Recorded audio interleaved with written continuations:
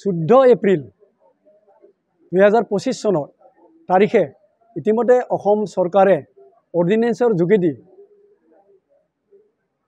এনে এটা মানে ব্যৱস্থা গ্ৰহণ কৰিব বিচাৰিছে সাৰা অসমত অসমীয়া ভাষাক মানে প্ৰয়োগ কৰাৰ কাৰণে কাৰ্যালয়সমূহত অফিসসমূহত মানে প্ৰয়োগ কৰাৰ কাৰণে ইতিমধ্যে মানে ইয়াৰ দ্বাৰা জাৰি কৰিছে আৰু ইয়াৰ পৰা আমি বড় সাহিত্য সভাই বড় সমাজে আজি চমক খাইছো কাৰণ ইয়াৰ যোগেদি এটোৱে বিচাৰিছে যে বিচাৰা বুলি আমি ধাৰণা কৰিছো যে আজি অসমত যেহেতু অসমীয়া ভাষাৰ লগতে বড় ভাষাভাষী লোক আছে অন্যান্য ভাষাভাষী লোক আছে তৎসত্ত্বেও আমি স্বীকৃতি ভাষা হিচাপে বড় ভাষা আজি 8 শিডিউলত ইতিমধ্যে সন্নিবিষ্ট হৈছে ভাৰতৰ সংবিধানত আৰু এই অনুসাৰে বড় ভাষা অসমত সহযোগী ভাষা হিচাপে ইতিমধ্যে স্বীকৃতি পাইছে 1984 চনত অসম চৰকাৰে গ্ৰহণ কৰিছিল আৰু 85 চনত ইয়াক অৰ্ডিনেন্সৰ যোগেদি মানে উদালগুৰি আৰু কোকৰাঝাৰ মানে মহকুমাত ইয়াক প্ৰয়োগ কৰাৰ কাৰণে অফিচিয়েল ল্যাঙ্গুৱেজ হিচাপে বা মানে সহযোগী ভাষা হিচাপে প্ৰয়োগ কৰাৰ কাৰণে ইতিমধ্যে এটো ঘোষণা কৰিছে আৰু এই অনুসাৰে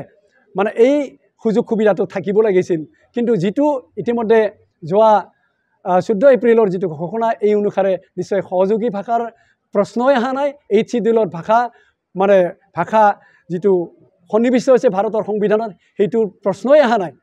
আৰু আমাৰ ভাৰতত যে জনসাধাৰণৰ মানে মৌলিক অধিকাৰ আছে ভাষাৰ অধিকাৰ আছে এই ভাষাৰ অধিকাৰ থকা সত্ত্বেও এই ভাষাৰ অধিকাৰক আজি সৰ্ব কৰাৰ এটা প্ৰচেষ্টা বুলি আমি বড় সাহিত্য সভাই ধাৰণা কৰিছো হেহে 14 এপ্ৰিলৰ যেটো অসমীয়া ভাষা প্ৰয়োগৰ যেটো নীতি ঘোষণা কৰিছে এই নীতিক আমি বিৰোধিতা কৰিছো আমি লগে লগে অসম চৰকাৰক আমি অনুৰোধ জনাইছো যাতে এই ভাষা নীতি মানে যেটো ভাষা প্ৰয়োগ অফিচিয়েল মানে ভাষা বা কাৰ্যালয় ভাষা ইয়াক কেৱল অসমীয়া ভাষাক প্ৰয়োগ কৰাৰ বিপৰীতে যেহেতু 8 শিডিউলত সন্নিবিষ্ট বড় ভাষাও অলৰেডি মানে অসমত সহযোগী ভাষা হিচাপে 2020 চনত ইতিমধ্যে গ্ৰহণ কৰিছে অসম চৰকাৰে গ্ৰহণ কৰিছে এই অসম চৰকাৰে গ্ৰহণ কৰা এই মানে ভাষা নীতিক প্ৰয়োগ কৰাৰ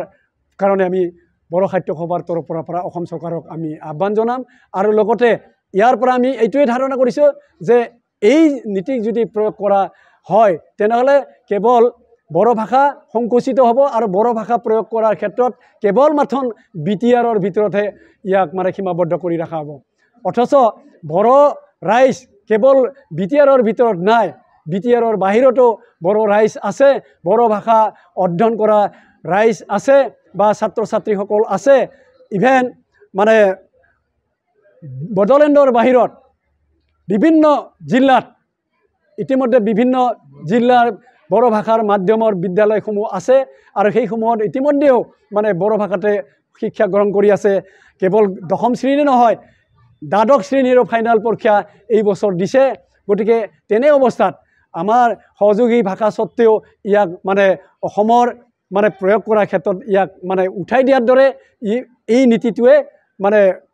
ঘোষণা কৰাৰ দৰে হৈছে আৰু আমি জানো যে যেহেতু সহযোগী ভাষা হিচাপে আমি দেখিছিলোঁ যে কেইবছৰমান আগতে অসমৰ মাননীয় অধ্যক্ষ মহোদয়ে দিছপুৰৰ যি সচিবালয় এই সচিবালয়ত যাতে আমাৰ অসমৰ বিভিন্ন প্ৰান্তৰ পৰা যিসকল বড়ো লোক যায় সেই বড়ো ভাষী লোকে যাতে বড়ো ভাষাতে মানে কথাবিলাক খুদি জানিব পৰা যায় অফিচাৰসকলক অলপ জানিব পৰা যায় তাত অফিচাৰসকলক বিষয়াসকলক মানে তাত ট্ৰেইনিং দিয়াৰ ব্যৱস্থা কৰিছে ইভেন মানে যেটো মানে ফলক নাম ফলক কাৰ্যালয় ফলক সেই ফলকসমূহ বড়ো ভাষাটো ইতিমধ্যে লিপিবদ্ধ কৰা হৈছে এই ইমানখিনি আগবাঢ়ি যোৱাৰ পিছত আজি যেটো নতুনকৈ মানে যোৱা 14 এপ্ৰিলৰ যেটো মানে ঘোষণা কৰা অৰ্ডিনেন্স এই অৰ্ডিনেন্সে নিশ্চয় আসলতে এইবিলাকক মানে কি মিছলীয়া বুলিহে আমি ক'বলৈ বাধ্য হ'ম গতিকে হেহে আমি অসম চৰকাৰক আহ্বান জনাম যাতে এই যেটো 14 এপ্ৰিলৰ যেটো ঘোষণা 2025 চনত এই বছৰৰ ইয়াক যাতে উঠাই লয় আৰু আমাৰ সমূহ বড় ৰাজ্যৰ যেটো আশা আকাংক্ষা যি গতিত বড় ভাষা ইতিমধ্যে আগুৱাই গৈছে ষষ্ঠ অনুসূচিত যেটো অন্তৰ্ভুক্ত ভাষা এই অন্তৰ্ভুক্ত মুঠৰওপৰত য'ত বড়ো ভাষিক লোক আছে বা যি ভাষিকেই নহওক ষষ্ঠ অনুসূচীৰ অন্তৰ্ভুক্ত ভাষিক লোকে যিকোনো মানে অঞ্চলতে এই ভাষা প্ৰয়োগ কৰিব পাৰে, কাৰ্যালয়ত ব্যৱহাৰ কৰিব পাৰে, ইয়াক অফিচ আদালতৰ যিখিনি মানে ভাষা প্ৰয়োগৰ ক্ষেত্ৰত নিজৰ ভাষা প্ৰয়োগ কৰিব পাৰে। গতিকে বড়ো ভাষা যিহেতু এই শিডিউলত সন্নিৱিষ্ট ভাষা, গতিকে কেৱল মানে বড়োলেণ্ডৰ ভিতৰত বা BTR ভিতৰত ইয়াক মানে ঠেক গণ্ডিত নাৰাখি ইয়াক যেনেধৰণৰ আমাৰ বড়ো ৰাইজ বিভিন্ন অঞ্চলত আছে, কাৰ্বি আংলং আছে বা এই এই ধেমাজিত আছে, লখিমপুৰত আছে, নগাঁৱত আছে, কামৰূপত আছে, মেট্ৰত আছে, মেট্ৰ' কামৰূপত আছে, গোৱালপাৰাত আছে। গতিকে এই বিভিন্ন অঞ্চলৰ বিভিন্ন জিলাৰ ৰাইজে যাতে আমাৰ বড়ো ভাষাক যাতে মানে ষষ্ঠ অনুসূচী অনুসাৰে যাতে প্ৰয়োগ কৰিব পাৰে, আৰু প্ৰয়োগ কৰাই নহয় ইয়াক যাতে মানে চৰকাৰেও ব্যৱহাৰ কৰে, প্ৰয়োগ কৰে, তাৰ কাৰণে আমি দাবী জনাম। আৰু যদি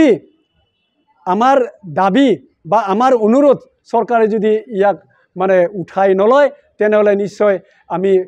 অন্য গণতান্ত্ৰিক পন্থা অৱলম্বন কৰিবলৈও বাধ্য হ'ম।